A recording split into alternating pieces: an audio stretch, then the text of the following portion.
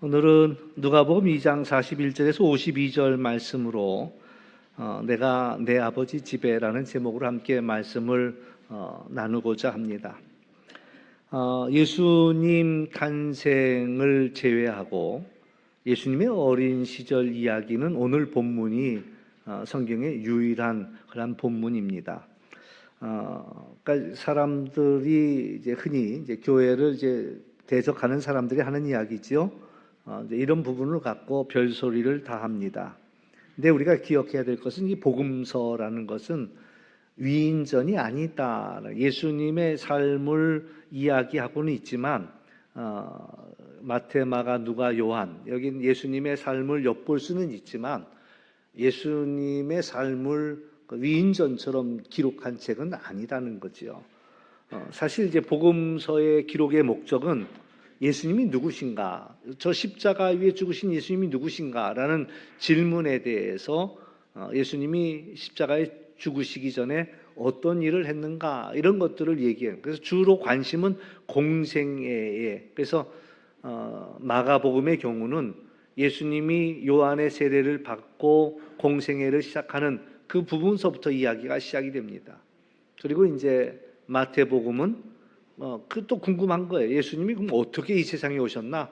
예수님의 탄생 이야기가 거기에 첨가가 되고, 또 누가복음의 경우에는 또 그 예수님이 어떤 분인가라는 것을 당대에 주목을 끌었던 세례 요한이 예수님을 소개하게 되는, 그래서 세례 요한의 탄생부터 그 이야기가 들어가게 되고, 요한복음은 이제 조금 더 이제 간격을 두고서 나오게 되었는데, 인간적인 부분을 다 제외하고 나서는 예수님의 어떤 신적인 부분들만 이야기를. 그래서 복음서가 조금씩 다를 수밖에 없는 것은 듣는 대상들의 그러한 것들이 듣는 대상이 달라졌기 때문에 이제 그런 이야기들이죠. 그래서 이제 복음서는 뭐 시간별, 연대별로 이것을 기록한 것이 아니라 어떻게 이 복음을 예수 그리스도를 구주로 고백할 수 있도록 받아들이도록 하기 위해서 전한 이야기들입니다. 그러다 보니까 예수님의 어린 시절 얘기가 없어요. 그래서 엉뚱한 이야기를 하는 사람들은 뭐 예수님이 그때 뭐 인도에 갔다는 둥 어쩌다는 둥 별소리를 다 하지만 그건 다 엉뚱한 이야기들이고, 오늘 이제 예수님의 12살 때 있었던 사건 하나가 이제 예수님의 탄생 빼놓고는 하나가 유일하게 들어가 있는 이야기가 이 이야기인데, 물론 이 이야기 속에서도 우리에게 주는 중요한 메시지가 있다라는 이야기입니다. 유대인들은 1년에 3차례는 성전에 올라가도록 되어 있습니다. 그래서 6월절이 되면 해마다 예루살렘에 올라가서 절기를 지키게 되는데, 예수님이 12살 때였습니다. 역시 절기의 관례를 따라서 요셉과 마리아와 함께 예수님도 예루살렘에 올라갔습니다. 그리고 모든 절기의 의식을 마치고 모두가 돌아오는데 예수님은 예루살렘에 머물렀다. 문제는 요셉과 마리아가 그걸 알아차리지 못한 거예요. 그리고 이제 하룻길을 갔습니다. 그리고 나서 찾아보니 아이 예수가 보이지 않는 거지요. 그래서 그때서부터 막 찾아보게 되는데 왜 이런 일이 일어났는가? 당시 이제 상황이 그렇습니다. 그때는 강도가 많았어요. 한적한 곳에는 강도가 있었다. 제가 이제 산티아고 길을 걷게 되는데, 그 불과 이제 몇 년 전이죠. 예, 몇 년 전에 산티아고를 가게 됐는데, 그 8년 전이죠. 피레네 산맥을 넘어가게 되는데 사람들이 웅성웅성 해갖고 불러 모으더라고요. 그래서 왜 그러나 했더니 요즘도 강도가 있대. 피레네 산맥을 넘어가다 보면 강도를 만나고 그러면 가지고 간 거 다 뺏긴다고. 그래서 따로 가면 안 되고 우리 같이 뭉쳐서 가야 된다. 이런 얘기를 해요. 그러니까 예수님 이 당시는 그랬단 말이죠. 예루살렘으로 가는 길에 우리가 이제 얼른 납득이 안 되는 거예요. 우리 대한민국은 연결이 다 돼 있잖아요. 집이 연결돼 갖고 여기서 뭐 어디까지 대전까지 갈 때는 다 집이 붙어 있지 떨어져 있는 길이 없단 말이에요. 그런데 지금도 유대 땅에는 마을이 듬성듬성이 있거든요. 그러니까 한적한 곳에서는 강도가 나타난단 말이에요. 그래서 이 예루살렘에 올라갈 때도 무리를 지어서 올라가야 되는 거예요. 그러니까는 남자들의 무리가 있고 또 여자들은 여자들끼리 또 모여서 여자들의 무리를 이루고, 아이들은 아이들끼리 아빠 따라가기도 하고 엄마 따라가기도 하고 이렇게 이제 간다 말이죠. 그러니까 아마 생각을 그렇게 했겠죠. 요셉은 가면서 아마 예수는 엄마 마리아를 따라올 거야 라고 생각하고 가고 있었던 거고, 또 엄마 마리아는 예수는 아빠랑 같이 가고 있을 거야 라고 생각을 했고, 또 애들끼리 왔다 갔다 앞서거니 뒤서거니 했으니까 아마 잘 놀고 있을 거야. 그리고 이제 저녁이 돼서 이제 그래도 얼굴이 보여야 되는데 안 보이니까 그제서야 이제 찾은 거죠. 친족들 중에 아는 사람 중에. 그랬더니 예수님이 없는 거예요. 얼마나 놀랬겠어요. 저도 이제 아이를 잃어본 적은 없지만 함께 이제 운동하던 목사님이 아이를 데리고 왔는데 그 사모님이 물 마시는 동안에 잠깐 이 아이가 없어진 거예요. 근데 이 아이를 찾는데 한 30명 되는 목사님과 사모님들이 막 그 주변을 다 찾았어요. 그런데 정말 못 찾더라고요. 그냥 이 아이가 어디로 갔는지 못 찾아요. 근데 30분 만에 막 흩어졌던 사람들이 다시 모이고 이러는데 그 엄마가 30분 만에 나타났는데 30분 전의 모습이 아니에요. 머리는 다 산발했어. 아니 뭐 아이 찾으러 다니면서 자기 머리를 쥐어뜯었나? 어떻게 그렇게 머리가 산발이 되냐 말이죠. 옷은 막 겉옷이 나오고 들어가고 막 이 얼굴은 눈물 콧물 범벅이 돼갖고 화장한 거에 그냥 지워지고 얼룩지고 해가지고는 와 30분 전에 그 모습이 아니야. 그리고 목은 얼마나 아이 이름을 목청껏 부르고 다니니까 목은 다 쉬었어. 눈물 콧물 범벅. 그러니까 이제 보이더라고요. 어떤 사람이 건성으로 찾았는지도 보이고, 어떤 사람은 정말 엄마는 뭐 이루 말았어요. 30분 만에 이렇게 망가질 수가 있을까 정도로 참 엄청난 일이죠. 그러니까 요셉과 마리아도 이 아이 예수를 찾으면서 오던 길을 되돌아갔지요. 가면서 여기서 떨어졌나? 또 여기서 길 잃어버렸나? 누구 본 사람 없나? 하면서 하룻길 내려왔던 그 길을 되짚어 갔더니 사흘 만에 성전에서 만나게 되었습니다. 그런데 이제 그때 예수님은 선생들과 함께 앉아서 말씀을 듣기도 하고 말하기도 하고, 듣는 사람들이 다 깜짝 놀랄 정도의 그런 이야기를 주고받았습니다. 아무튼 찾았으니까 놀란 가슴을 쓸어내리면서 어머니가 이제 한 소리 하지요. 아이야 어찌하여 우리에게 이렇게 하였느냐? 보라 내 아버지와 내가 얼마나 근심했는지 너를 찾았다라는 이야기를 해요. 그때 예수님의 대답이 어찌하여 나를 찾으셨나이까? 내가 내 아버지 집에 있어야 될 줄을 알지 못하셨나이까? 라는 얘기를 합니다. 오늘 성경 본문에 보면은 이제 이 예수님의 이야기에 다 일자를 써놨고, 아래쪽에 보면 난뇌주에 쓰여 있습니다. 그러니까 앞부분에서는 본문에서는 내가 내 아버지 집에 있어야 할 줄을 알지 못하셨나이까. 그러나 이제 원본에 가까이는 또 어떻게 번역이 되냐면 내 아버지 일에 내가 관계하여야 하는 줄을 알지 못했습니까? 라는 그런 이야기이기도 합니다. 뭐 두 이야기는 같다, 저는 뭐 다르지 않다라는 생각을 하게 되는데, 아무튼 그 이야기를 요셉과 마리아는 알아듣지는 못했습니다. 알아듣지는 못했어요. 그리고 나서 이제 예수님이 요셉과 마리아와 함께 나사렛으로 돌아왔고 그곳에서 부모를 순종하여 받들었다, 이렇게 이야기하고 있습니다. 그런데 이제 영적으로 그래도 센스가 있었던 이 마리아는 이 말을 그의 마음속에 두었다라고 이야기했고요. 예수님은 지혜와 또 키가 자라고 하나님과 사람들에게 사랑스러워 갔다라고 말씀합니다. 오늘 주목하려는 말씀은 그거예요. 내가 내 아버지 집에 있어야 될 줄을 알지 못하셨나이까? 라는 이야기죠. 그 얘기는 또 난해주에 있는 이야기처럼 내가 아버지 일에 관계되어야 할 것을 알지 못하셨나이까? 라는 그 말씀도 마찬가지인 거예요. 예수님의 공생애는 회개하라, 하나님의 나라가 가까이 왔다라고 선포하면서 예수님의 공생애가 시작이 되었습니다. 그러나 그 전에 12살 때에 이미 예수님은 이 말씀을 하는 거예요. 자기의 정체를 알아차리고 나는 내 아버지 집에 있어야 한다라는 이야기죠. 또 다른 말로 이야기하면 나는 내 아버지 일에 관계에 있는 그러한 자리에 있다라는 이야기를 하고 있습니다.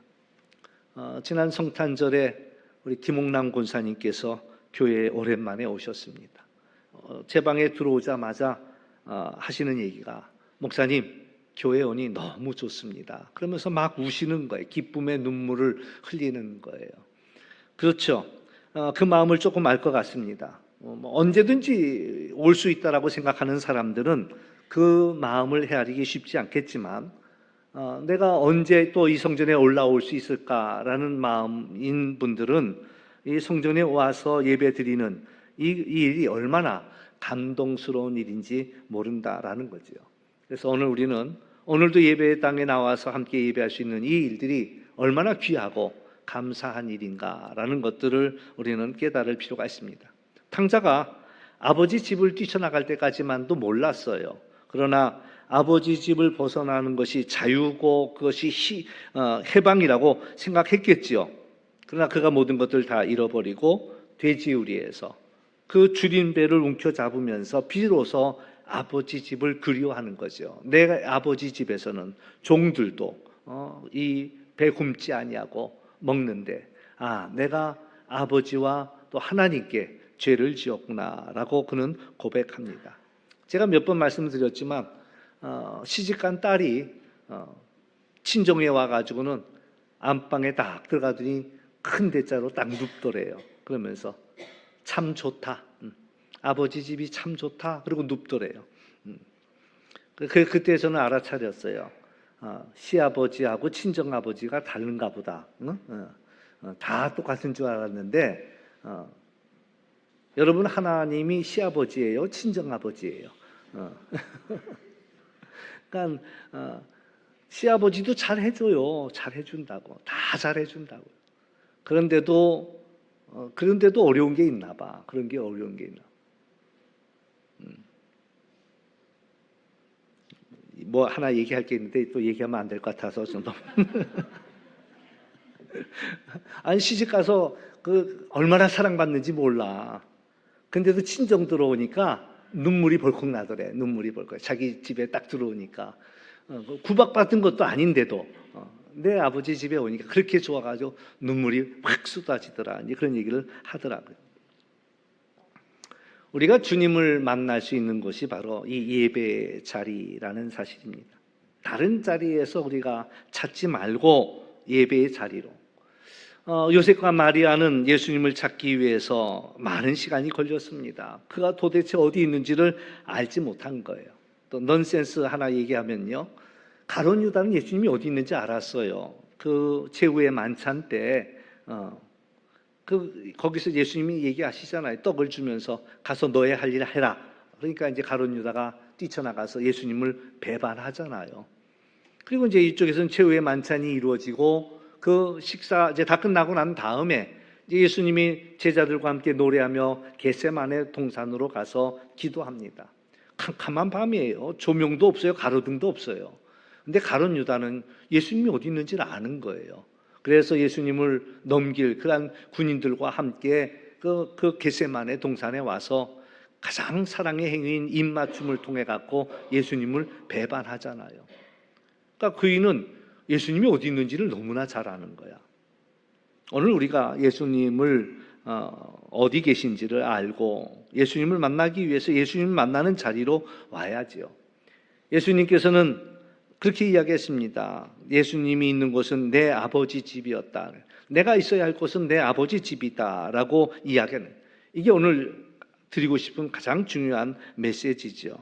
나는 내 아버지 집에 있어야 할 사람이다라는 고백이 우리 모두의 고백이 될 수 있기를 주의 이름으로 축원합니다. 사도행전에 보면은 교회의 원형인 초대교회 이야기가 나옵니다.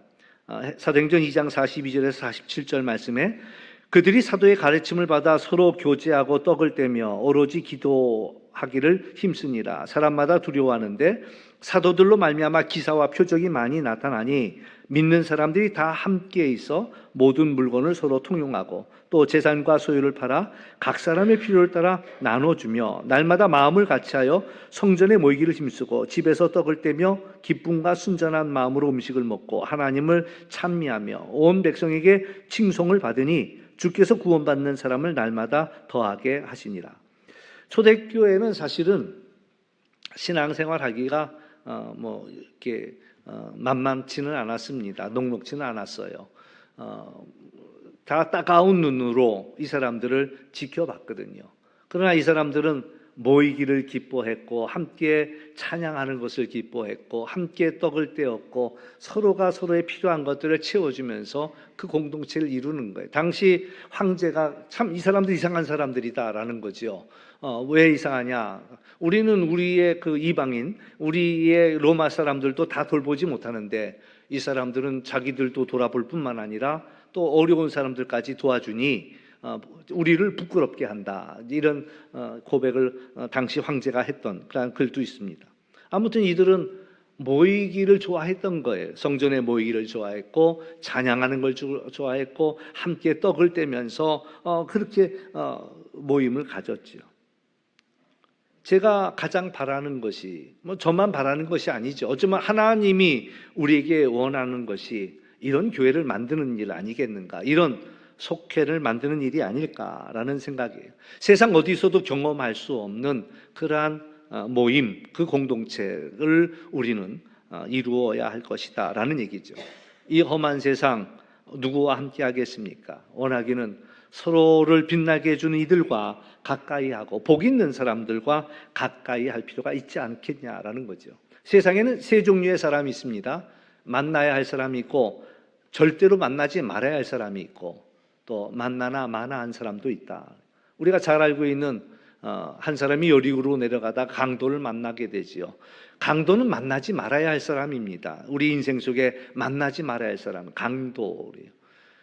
근데 그 곁을 레위인이 지나가고 제사장이 지나가고 저마다 이유는 있었습니다. 그러나 그들은 이 강도 만난 사람에게 아무런 유익을 주지 못했어요. 만나나 마나한 사람들이었다는 거죠. 그 곁을 스쳐는 지나갔지만 그의 인생에 아무 도움이 되지 않는 만나나 마나한 사람이었다. 근데 한 사마리아 사람이 지나가다가 그를 보고 다가가서 그에게 포도주도 부어주고 또 올리브도 발라주고 그리고 그 자기 나귀에 태워서 여관도 데려다주고 또 자기를 위해서 기꺼이 그 비용도 지불해주고, 이 사람은 꼭 만나야 할 사람이다 이렇게 이야기할 수가 있습니다.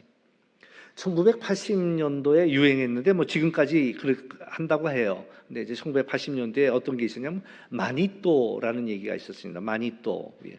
그러니까 이게 어느 나라 말인가 하고 찾아보니까 이탈리아 말이라고 이렇게 나왔더라고요. 근데 또 어떤 이는 이탈리아에는 그런 단어가 없대. 스페인어.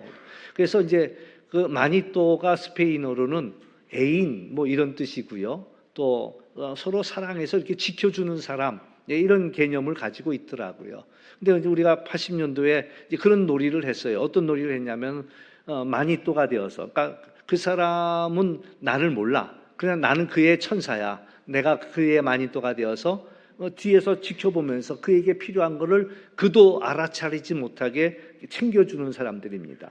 그래서 지나가는 척하면서 물 한 잔도 갖다 주기도 하고 또 그 사람이 도움이 필요할 때 그 도움을 챙겨주기도 하고, 그래서 보이지 않게 그 뒤에서 그를 숨어서 돌봐주는 수호천사라고 할까, 그런 개념이죠. 그래서 사도행전 12장에 보면 그런 얘기가 나옵니다. 헤롯이 요한의 형제 야고보를 죽였어요. 그랬더니 유대인들이 너무 좋아하는 거야. 그러니까 이 헤롯이 거기에 힘을 입어갖고 이번엔 베드로를 죽여야 되겠다. 그래서 베드로를 잡아 가뒀습니다. 잡아 죽이려고 했는데 마침 6월절이에요. 그러니까는 옥에다 가두고 이제 6월절 지난 다음에 잡아 죽여야지 이런 마음인데 교인들이 열심히 기도했습니다. 그리고 나왔더니 천사가 나타나가지고 그 감옥에 갇힌 이 베드로를 끄집어낸 거예요. 그러니까 처음에 베드로도 이게 꿈인가 생신가 이러면서 끌려 나왔는데, 그리고 나서 이제 자기를 위해 기도하고 있는 교인들에게로 찾아갔죠. 가가지고 문을 두들리면서 이제 그러니까 이제 로데라는 여자아이가 나온 거예요. 나오더니 이렇게 보니까 베드로가 밖에 서 있으니까 깜짝 놀래가지고 문도 안 열어주고 다시 들어간 거예요. 지금 밖에 베드로가 와 있다라고 얘기를 하는 거죠. 그러니까 그 안에 있던 사람들이 그래요. 네가 미쳤구나, 미쳤구나. 그런 생각을 해봤어요. 그들이 베드로를 위해 열심히 기도했거든요. 무슨 기도를 했을까? 무슨 기도를 했을까? 베드로가 왔다는데도 미쳤어? 어떻게 베드로가 와? 이제 그러면 베드로를 풀어달라고 기도했을까? 아니면 베드로가 야고보처럼 잘 죽게 해달라고 기도했을까? 그건 뭐 잘 모르겠어요. 근데 아무튼 이제 이 로데라는 아이가 밖에 지금 베드로가 서 있다고 막 이야기를 하니까 네가 잘못 봤거나 아니면 그럼 베드로를 지키는 천사겠지. 이런 얘기를 하는 장면이 나옵니다. 요즘 천사를 언급하는 게 굉장히 조심스러워요. 왜냐하면 성경에는 많은 천사가 등장하고 있음에도 불구하고 하도 이단들이 악용을 하니까 천사 얘기하는 것을 절제하고 조심하고 있습니다. 근데 이제 그런 생각을 하는 거예요. 우리에게도 종종 우리를 돕는 천사가 필요하다라는 이야기고 우리가 서로를 돕는 천사가 되어줄 수 있으면 좋겠다라는 생각을 하는 거죠. 하나님 나라를 향하여 가는 순례자인 우리들이 서로 함께 이 길을 가면서 서로를 위로해주고 격려해주는 그런 사람. 전도서 4장 9절로부터 12절 말씀을 보면 두 사람이 한 사람보다 낫다라는 얘기를 합니다. 그들이 수고함으로 좋은 상을 얻을 것인데 한 사람이 넘어지면 그 하나가 동물을 붙들어 일으킬 것이고 또 혼자 있다 넘어지면 누가 그 일을 일으킬 수 있겠느냐라는 얘기죠.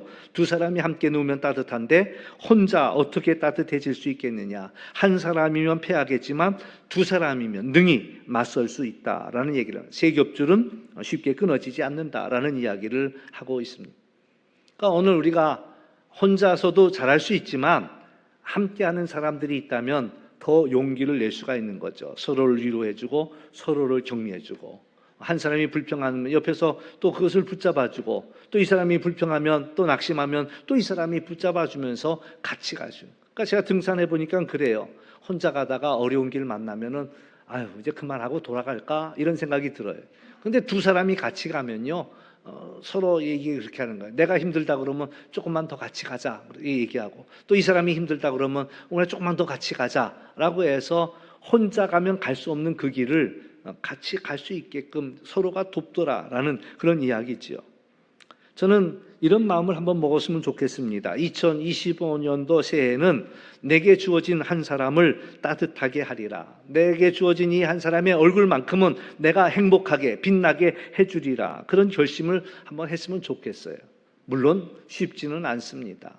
그 한 사람 마음을 따뜻하게 한다는 일은 쉬운 일은 아니에요. 그러나 우리가 온 세상 사람을 따뜻하게 해줄 재주는 우리에게 없지만 그러나 적어도 한 사람만큼은 우리가 따뜻하게 할 수 있지 않을까라는 생각을 보면서 여러분 한번 올해 여러분 그 사람 택하고 한번 얘기해 보세요. 올 한 해는 내가 당신 마음 따뜻하게 해줄게 라는 얘기를 한번 해보세요. 시편 43편 3절에서 4절 말씀 주의 빛과 주의 진리를 보내시어 나를 인도하시고 주의 거룩한 산과 주께서 계시는 곳에 이르게 하소서. 그런즉 내가 하나님의 제단에 나아가 나의 큰 기쁨의 하나님께 이르리이다. 나의 하나님이여 나의 하나님이여 내가 수금으로 주를 찬양하리이다. 우리가 이제 흔히 부르는 노래 가운데 그런 노래가 있습니다. 즐거운 곳에서 날 오라 하여도 내 쉴 곳은 작은 집 내 집뿐이다. 다윗의 고백도 그래요. 내가 주의 궁정에서 한 날이 다른 곳에서 첫날보다 나은즉 악인의 장막에 사는 것보다 내 하나님의 성전 문지기로 있는 것이 좋사오니. 그러니까 복 있는 사람은 아버지 집을 좋아합니다. 어리석은 사람은요 악한 자의 꾀임에 따라갑니다. 왜 사기를 당하는 줄 아세요? 욕심을 부리다 사기를 당하는 거예요. 여지껏 우리가 사기를 안 당했다면 우리가 욕심을 안 부렸기 때문이에요. 그러나 우리에게 욕심이 생기면요 유혹하는 자가 와서 하는 속삭이는 그 말에 다 넘어가게 되어 있습니다. 그러나 욕심만 없어도 어떤 소리를 깨더라도 우리는 넘어가지 않는 거예요. 왜? 근데 그런 욕심이 없으니까 그냥 너나 잘하세요. 당신 하고 싶은 대로 하세요. 나는 신경 안 써요. 그러나 사심이 있는 사람들은 그 말에 솔깃하고 넘어가지요. 이미 넘어가 있는 거예요. 왜? 헛된 욕심이 간에 들어가 있으니까 얼마든지 적당히 하는 그 얘기도 충분히 넘어간다라는 거예요. 그런데 이 어리석은 사람보다 더 어리석은 사람이 있습니다. 더 복이 없는 사람이 있습니다. 그 사람은 누굽니까? 죄의 길에 서는 사람입니다. 죄의 길에 올라서기만 하는 거예요. 죄의 길에 올라서면 그거 있잖아요. 에스컬레이터는요, 한 계단만 올라가면 나머지는 저 끝에까지 끌고 갑니다. 요새는 평지, 그것도 에스컬레이터라고 하는지 모르지만은 평지 에스컬레이터에 한 발만 올려놓으면 이쪽 끝에서 저쪽 끝까지 그냥 자동으로 모시고 갑니다.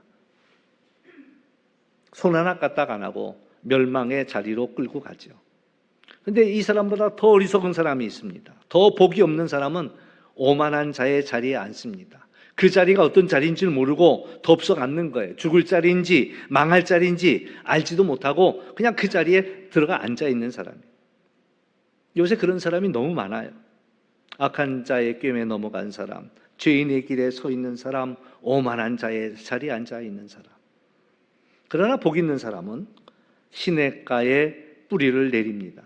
하나님의 말씀을 주야로 묵상합니다. 하나님이 그 사람에게 지혜를 주시는 거예요. 그렇기 때문에 악한 자가 꿰어도 알아차립니다. 또 죄인이 이야기할 때도 그 죄인의 길을 이건 죄야, 아니야 라고 단호하게 거절할 줄 압니다. 또 오만한 자의 자리 피해갈 줄 압니다. 그 다윗은 노래해요. 내 아버지 집에 내가 영원히 거하겠다. 시편 23편 6절에 보면 내 평생의 선하심과 인자심이 반드시 나를 따르니 내가 여호와의 집에 영원히 살리로다. 복 있는 사람 다윗에게는 선하심과 인자하심이 늘 함께하는 거예요.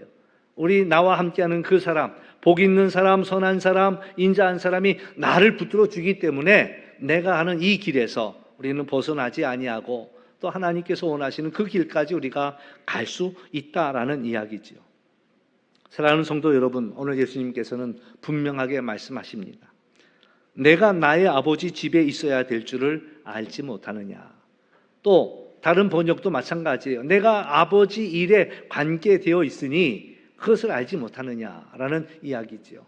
어쩌면 예수님은 내 아버지 집에 머물러 있다가 그 요셉과 마리아를 잃어버릴 수도 있습니다. 또 자기가 아버지를 따라갔어야 되는데 그 자리를 놓쳐버린 거예요. 잃어버린 거예요. 우리가 하나님의 일에 집중할 때 자기를 잃어버릴 수가 있는 거예요. 누가 그러더라고요. 십자가도 예수님이 자기를 잃어버린 자리예요. 그리고 하나님께 부르짖어 기도했잖아요. 엘리 엘리 라마 사박다니, 나의 하나님 어찌하여 나를 버리셨나이까. 나를 잃어버리고 나를 버린 그 자리에 하나님의 놀라운 역사가 일어났다라는 그런 이야기죠. 오늘 우리가 있어야 할 자리는 내 아버지 집이라는 사실, 내 아버지의 공동체, 나를 위로하고 격려하고 함께 그 얼굴을 빛나게 하는 이들과 함께하는 또 2025년도가 될 수 있기를 주의 이름으로 축원합니다. 기도하겠습니다. 참 좋으신 아버지 하나님 감사합니다. 세상에는 많은 그런 곳에서 우리를 오라 부르지만 오늘 우리가 있어야 할 것은 내 아버지 집, 내 거룩한 공동체 우리가 기억할 수 있도록 인도하여 주시고 우리 하는 모든 일들이 아버지와 관계된 일인 것을 우리가 알아차릴 수 있도록 인도하여 주옵소서. 그래서 내가 있어야 할 곳 늘 잊지 아니하고 복 있는 자리에 지켜나가는 우리 모두가 될 수 있게 하여 주시기를 간절히 원하며 예수님의 이름으로 기도하옵나이다. 아멘.